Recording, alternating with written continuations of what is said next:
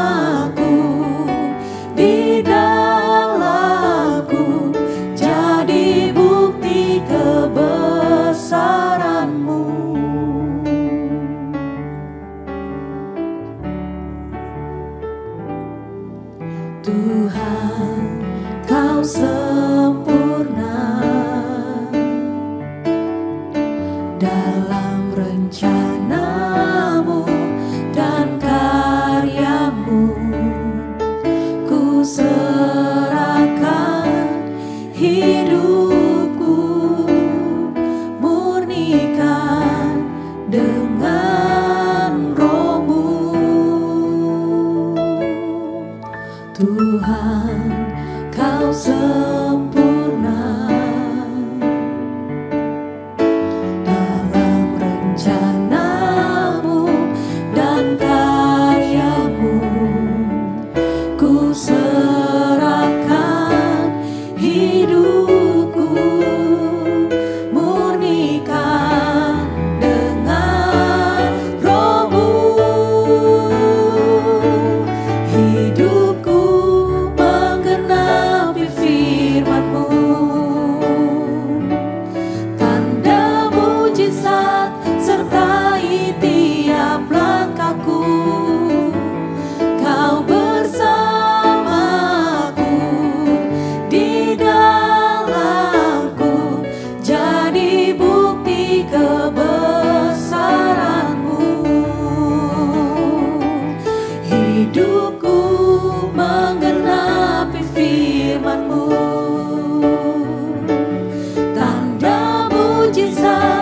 sertai tiap langkahku. Kau bersamaku di dalamku, jadi bukti kebesaranmu. Hidupku menggenapi firman-Mu, tanda mujizat sertai tiap langkahku. Kau bersamaku di dalamku, jadi bukti kebesaran-Mu. Kau bersamaku di dalamku, jadi bukti kebesaran-Mu. Kau bersamaku di dalamku, jadi bukti kebesaran-Mu.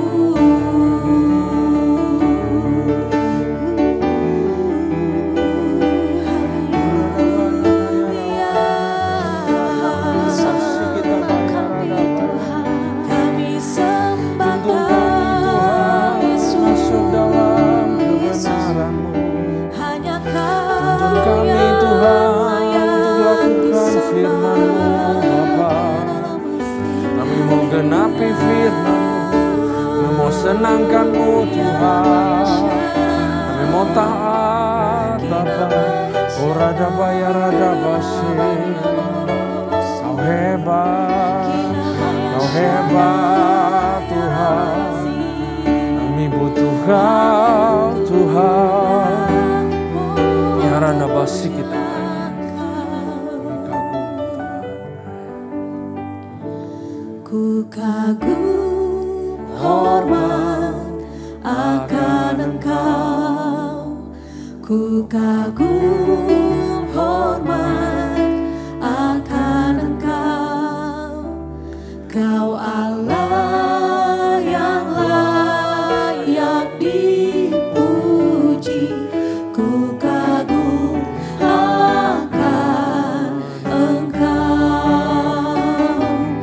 Ku kagum hormat akan Engkau. Ku kagum hormat akan Engkau. Kau Allah yang layak dipuji. Ku kagum akan Engkau.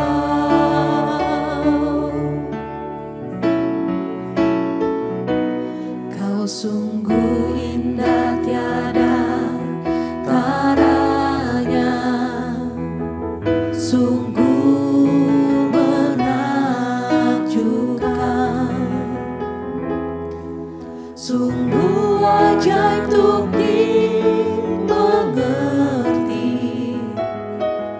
lebih dari semua yang ada.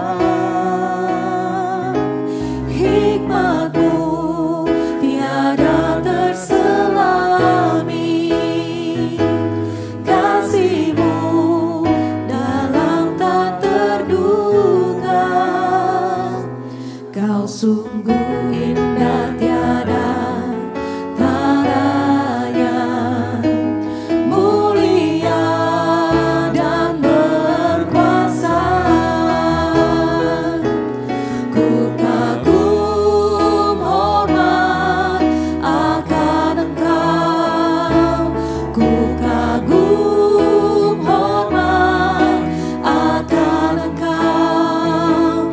Kau Allah yang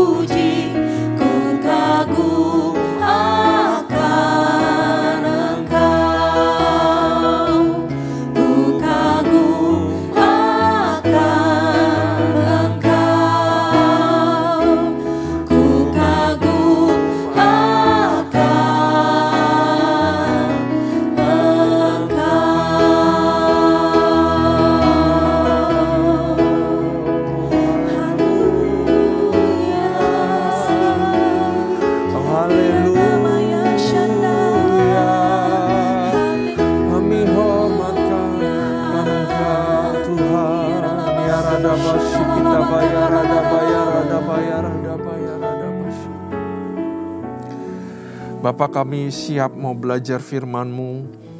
Tuhan, berkati kami, berikan kami pengertian, lindungi hamba-Mu di balik salib-Mu Tuhan. Biar ada perkataan baru, ada rema baru, boleh kami belajar bersama-sama. Hanya di dalam nama Tuhan Yesus, kami siap belajar, haleluya, amin. Sukacita, salam sukacita sekali lagi saudara, dan salam damai sejahtera buat kita semua. Nah, mari kita buka kitab 1 Raja-Raja pasal yang ke-4. Raja-Raja pasal yang ke-4. Nah, saudara, izinkan saya untuk memberikan konteks. Walaupun sekarang kita sudah pasal 4, izinkan saya berikan konteks tentang raja-raja supaya kita juga bisa mengerti secara garis besarnya terlebih dahulu. Nah, raja-raja ini adalah lanjutan daripada Samuel. Dan kita tahu Samuel itu Samuel, Saul, kemudian Daud. Nah, setelah Daud, waktu Daud itu dia dapatkan sebuah prophetic message di mana akan datang Messianic King yang akan berkuasa atas bangsa Israel dan selama-lamanya, saudara, yaitu Yesus. Nah, raja-raja ini nggak ada satupun raja-raja yang ngomongin Messianic King, ya, karena itu nanti Yesus. Raja-raja ini adalah bisa dibilang bahwa satu serangkaian cerita nanti transisi di mana bangsa Israel akan dibuang kembali, saudara, gitu ya. Jadi kalau kita lihat dari pasal 1, pasal 2 itu adalah penyerahan kekuasaannya daripada Daud kepada Salomo, tidak dimulai dengan satu hal yang benar karena ada pembunuhan secara politik. Kemudian dari pasal 3 sampai dengan pasal yang ke-11 kita akan lihat bagaimana kehidupan Salomo, pembangunan Bait Allah, dan bagaimana kejatuhan Salomo. Ya, sangat mengenaskan, sangat sedih sekali, saudara. Salomo pada akhirnya akan mirip seperti Firaun, ya, pakai kekuasaannya untuk bangun sesuatu, kerja rodi. Nah, dari pasal kelanjutannya pasal 12 sampai dengan 16, saudara, itu akan terjadi pecah lagi bangsa Israel, yang utara Israel, yang selatan itu Yehuda, antara Rehabeam versus dengan Yeroboam. Kemudian lanjut lagi dari pasal 17 sampai ke 2 Raja-Raja pasal 8, Tuhan mulai mengirimkan nabi-nabi untuk memperingatkan raja-raja tersebut. Lalu terus lagi dari 17 sampai 25 sampai terakhir itu adalah menuju ke pengasingan bangsa Israel karena berdosa kepada Allah.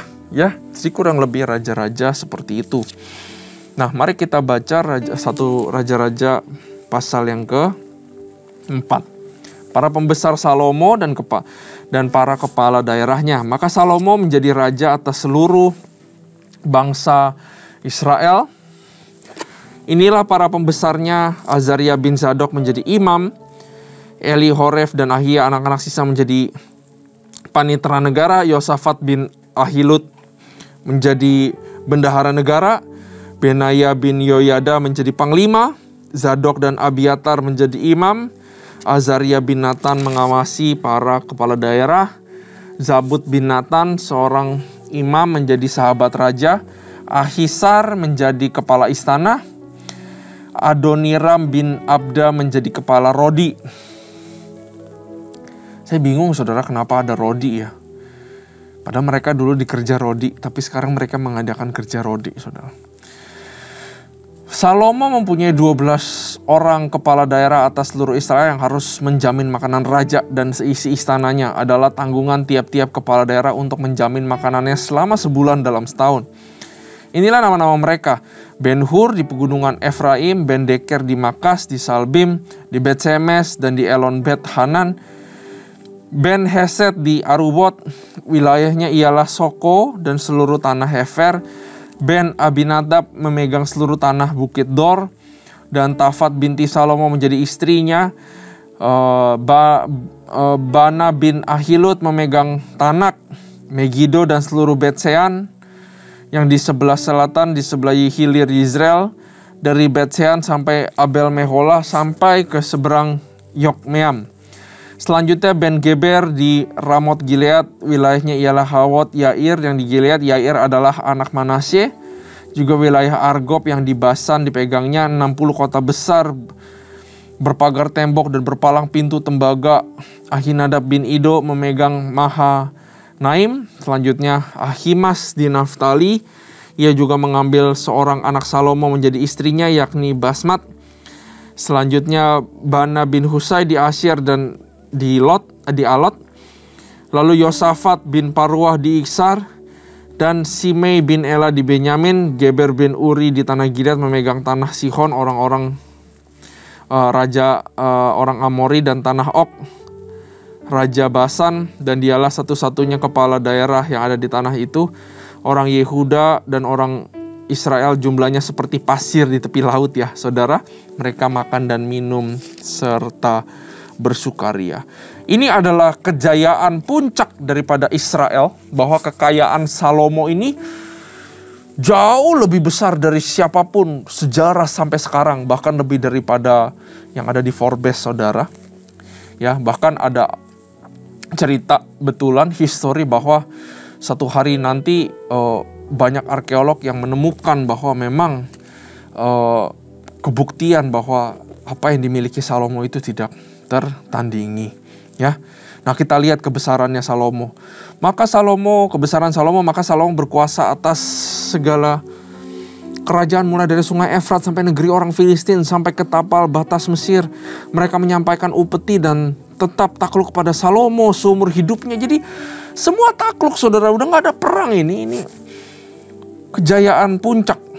Ayat 22, adapun persediaan makanan yang diperlukan Salomo untuk sehari adalah 30 kor tepung yang terbaik, dan 60 kor tepung biasa, 10 ekor lembu gemukan dan 20 lembu gemukan, dan 100 ekor domba. Belum terhitung rusa kijang, rusa dandi, dan gangsa piaraan, sebab ia berkuasa atas seluruh tanah di sebelah sini sungai Efrat, mulai dari Tifsah sampai ke Gaza, dari atas semua raja di sini sungai Efrat. Ia dikaruniai damai di seluruh negeri. Wah, ini yang paling luar biasa saudara. Betapa bahagianya kalau dikaruniai damai di seluruh negerinya. Ya, kerajaan Allah salah satunya adalah damai sukacita. The kingdom of God diciri-cirikan sebagai sukacita. Ya, marilah kita mengejar sukacita dan juga damai, terutama damai di dalam kehidupan kita saudara. Ya, ayat 25, sehingga orang Yehuda dan orang Israel diam dengan tentram, masing-masing di bawah pohon anggur dan pohon aranya, dari Dan sampai Beersheba seumur hidup Salomo. Lagi pula Salomo mempunyai kuda 40.000 kandang untuk kereta-keretanya dan 12.000 orang berkuda. Dan para kepala daerah itu menjamin makanan Raja Salomo serta semua orang yang ikut makan dari meja Raja Salomo. Mereka membawanya masing-masing ke dalam bulan gilirannya dengan tidak mengurangi sesuatu apapun. Jelai dan jerami untuk kuda-kuda biasa dan kuda-kuda teji dibawa mereka ke tempat semestinya, masing-masing menurut tanggungannya. Ayat 29, dan Allah memberikan kepada Salomo hikmat dan pengertian yang amat besar, serta akal yang luas seperti dataran pasir di tepi laut.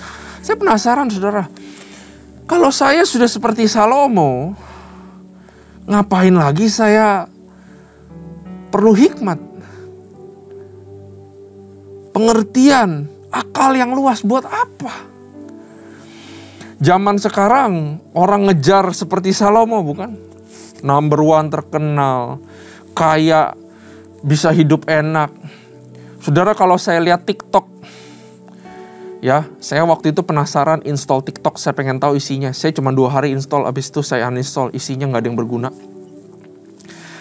Banyak yang bilang, iya, apa tujuan kamu? Ya, anak-anak muda di TikTok itu. Ya, tujuan saya pengen kaya, pengen sukses. Suksesnya seberapa? Ya, kalau bisa sih, ada yang bilang kalau mau beli mobil udah nggak mikir, kalau mau beli handphone udah nggak mikir, bisa beli artinya sebebas-bebasnya. Banyak yang ngejar seperti itu, saudara. Ya, tapi bukankah hidup lebih daripada itu? Yang penting adalah hikmat. Karena tujuan kita hidup bukan seperti Salomo, tapi tujuan kita hidup adalah punya hikmat dari Tuhan. di mana kita hidup di dunia itu berdampak, saudara. Ayat 30. Sehingga hikmat Salomo melebihi hikmat segala Bani Timur dan melebihi segala hikmat orang Mesir. Ia lebih bijaksana daripada semua orang, daripada Etan orang Ezrai itu, dan daripada Heman, Kalkol, dan Darda anak-anak Mahol. Sebab itu ia mendapat nama di antara segala bangsa.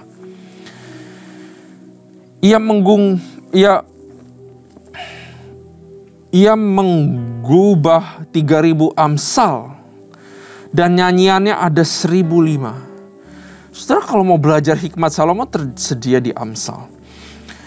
Ia bersajak tentang pohon-pohonan dari pohon aras yang di gunung Libanon sampai kepada hisop yang tumbuh pada dinding batu. Ia berbicara juga tentang hewan dan tentang burung-burung dan tentang binatang melata dan tentang ikan-ikan. Maka datanglah orang dari segala bangsa mendengar hikmat Salomo, dan ia menerima upeti dari semua raja-raja di bumi yang telah mendengar hikmatnya itu. Jadi dia makin kaya lagi, saudara, karena hikmatnya itu. Nah, saya mau emphasize tentang hikmat. Hikmat beda dengan pengetahuan, ya. Hikmat itu adalah kemampuan untuk membedakan yang mana yang benar dan yang mana yang salah. Yang mana yang lasting for long term, yang mana yang cuman short term. Hikmat itu adalah kemampuan untuk menyelesaikan sebuah masalah. Pengetahuan adalah informasi yang kita miliki karena pengalaman hidup, karena saudara sekolah, karena saudara belajar. Orang yang berpengetahuan belum tentu punya hikmat. Tapi orang yang berhikmat pasti punya pengetahuan. Orang yang punya pengetahuan, dia tahu kalau lagi di jalanan lampu merah artinya berhenti. Ya, lampu merah artinya berhenti. Orang pengetahuan tahu. Tapi orang berhikmat, dia tahu lampu merah artinya berhenti dan dia berhenti beneran waktu lampu merah. Namanya orang bijak. Orang hikmat disebut, hikmat itu orang yang punya hikmat disebut juga dengan orang yang bijak. Ya, yang bisa mengaplikasikan pengetahuannya bukan untuk keegoisan diri sendiri, tapi justru untuk memberkati banyak orang. Itulah kenapa Tuhan mau kasih Salomo hikmat. Dan Salomo juga, waktu dia berdoa sama Tuhan, Tuhan, saya punya semuanya. Saya bisa beli orang hebat, jadi hakim. Saya taruh aja 100 hakim. Rakyat kalau ada sesuatu, tanya ke mereka. Tapi Salomo sadari sesuatu bahwa punya segalanya belum berarti masalah nggak akan datang. Ada yang masalah tidak, ada yang uang atau kehebatan atau kekayaan itu nggak bisa selesaikan, saudara. Suami istri yang sudah akut pernikahannya diambang perceraian, harta ada, harta bisa nyelesain nggak permasalahan? Nggak bisa. Cuman hikmat dan karena kasih karunia Tuhan bisa menyelesaikan. Karena itu kejar hikmat lebih daripada kekayaan dan uang. Saudara sah-sah aja boleh diberkati. Tapi jangan kejar yang bisa datang sendiri. Kejar hikmat. Sehingga saudara menjadi orang yang bijak. Sehingga saudara menjadi orang yang berisi. Karena tadi saya bilang orang yang berhikmat pasti berpengetahuan. Dan berkatlah yang akan mengejar. Makanya dibilang raja-raja bawa sesuatu ke Salomo. Karena apa? Karena hikmatnya. Ya. Nah, mari kita kejar hikmat. Hikmat ada banyak. Ada hikmat yang dari dunia. Kalau saudara kerjaannya terus lihat koran-koran digital, apalagi Reels, Instagram, TikTok, saudara nggak bisa tahu mereka dapat argumen, mereka mengeluarkan statement, mereka berargumen, mereka bilang ini, bilang itu, bilang prinsip kehidupan harus begini, prinsip ekonomi harus begini, saudara harus begini, saudara harus begitu. Di umur 30 kamu udah harus punya ini, harus punya itu. Saudara, di Amsal, Salomo pernah bilang bahwa hikmat ada di mana-mana, tapi nggak semuanya hikmat daripada Tuhan. Saudara kalau lihatin media sosial, saudara akan download itu, belajar hikmat-hikmat yang belum tentu benar. dalam kehidupan. Karena itu ada hikmat-hikmat daripada dunia. Kemudian ada juga hikmat dari kuasa gelap, ya. Dan yang terakhir ada hikmat daripada Tuhan. Dan saya percaya saudara, kalau kita punya hikmat daripada Tuhan, maka semua hikmat, pengetahuan, itu ada di tangan kita. Dan apa syarat hikmat yang daripada Tuhan? Kabar baiknya adalah syaratnya cuma perlu minta, saudara. Yakobus 1 ayat 5. Tetapi apabila di antara kamu ada yang kekurangan hikmat, harus sadar dulu kekurangan hikmat, betul? Ya. Apakah kita kosong di hadapan Tuhan? Sepinter-pinternya saya, saudara, di hadapan Tuhan, aduh ampun, jauh banget. Apakah kita punya kerendahan hati seperti itu? Karena kerendahan hati buat kita benar-benar mengakui saya kurang hikmat. Saya gak punya hikmat Tuhan untuk memimpin perusahaan ini, untuk memimpin keluarga, untuk jadi kepala rumah tangga, untuk gereja. Saya gak punya Tuhan, saya kurang hikmat. Harus punya kerendahan hati sampai seperti itu dulu. Tetapi di antara kamu ada yang kekurangan hikmat. Banyak yang minta hikmat, tapi berasa di dalam dirinya, saya gak kekurangan hikmat. Saya punya ini, saya punya itu kok. Ya, Tuhan gak bisa dibohongin makanya. Hendaklah ia memintanya kepada Allah yang memberikan kepada semua orang dengan murah hati dan dengan tidak membangkit-bangkit. Maka hal itu akan diberikan kepadanya. Ya, saudara, kita kejar hikmat. Hiduplah takut akan Tuhan. The fear of God. Kalau pada bangsa Israel di perjanjian lama, the fear of God benar-benar takut Tuhan. Karena dia, kalau kita gak taat, dia bisa aja menghukum. Tapi Yesus satu hari dia mengquotes the fear of God dan dia gantikan with worship God. Yaitu menyembah Tuhan. Bangun relationship sama dia. Menyembah Tuhan artinya berusaha mentaati kebenaran. Ya. Dari mana datangnya hikmat? Belajar Alkitab. Saudara, kita gak bisa, Tuhan saya perlu hikmat untuk memutuskan A dan B. Tapi sehari-hari saudara gak tertarik sama sekali sama firman Tuhan. Bisakah hikmat datang? Mungkin bisa karena Tuhan murah hati. Tapi lagi-lagi saudara, kalau saudara aja ternyata sehari-hari gak peduli, lalu sekarang minta hikmat demi keegoisan kita. Nah, janganlah kita perlakukan Tuhan seperti itu. Hikmat datang dari firman Tuhan. Belajarlah firman Tuhan. Telitilah, cek firman Tuhan. Di sini saudara akan dapatkan hikmat yang luar biasa. Ya. Carilah hikmat daripada orang-orang di kiri kanan. Orang-orang yang mengenal Tuhan. Orang-orang yang cinta Tuhan. Orang-orang yang sudah terbukti track recordnya. Consult sama mereka. Karena firman Tuhan di Amsal bilang bahwa hikmat ada di mana-mana, betul? Dan bisa jadi Tuhan taruh hikmat untuk masalahmu di orang-orang. Karena kita harus kerumuni kehidupan kita dengan orang-orang yang tepat. Dan bukan dengan orang-orang yang tidak tepat. Kalau saudara punya orang-orang yang tidak tepat, maka yang masuk adalah hikmat-hikmat dunia. Knowledge dunia. Yang meninggikan dirinya. Dan itu gak berkenan di hadapan Tuhan. Ya. Dan yang terakhir saudara, dari mana kita dapat hikmat? Adalah dari kita belajar. Daripada kesalahan kita. Daripada kejatuhan kita. Daripada pencobaan yang sedang kita alami. Daripada pergumulan. Karena itu jangan tolak proses. Karena bisa jadi Tuhan sedang mau install satu hikmat yang akan berguna buat kehidupanmu di masa depan. Dan Tuhan ajarkan hikmat itu lewat pergumulanmu, saudara. Karena itu di dalam pergumulan, dekatkan diri sama Tuhan. Jangan melenceng ke kiri dan ke kanan. Takutnya pergumulan selesai. Pergumulan pasti ada selesainya kan saudara. Badai pasti selesai. Takutnya badai selesai tapi saudara tidak belajar apa-apa. Amin. Mari kita kejar hikmat. Dan bukan hikmat daripada dunia, tapi hikmat yang daripada Tuhan. Terima kasih Tuhan buat firman-Mu. Kami belajar banyak Tuhan. Hidup takut akan Engkau. Kelilingi orang-orang dengan orang-orang yang baik. Membangun kami Tuhan. Kasih kami spirit untuk mencari hikmat dalam firman-Mu. Dan berikan kami kekuatan apabila kami sedang dalam pergumulan, karena kami percaya lewat proses pergumulan kami, disitulah kami belajar pelajaran daripada Engkau. Terima kasih Tuhan. Hanya di dalam nama Tuhan Yesus.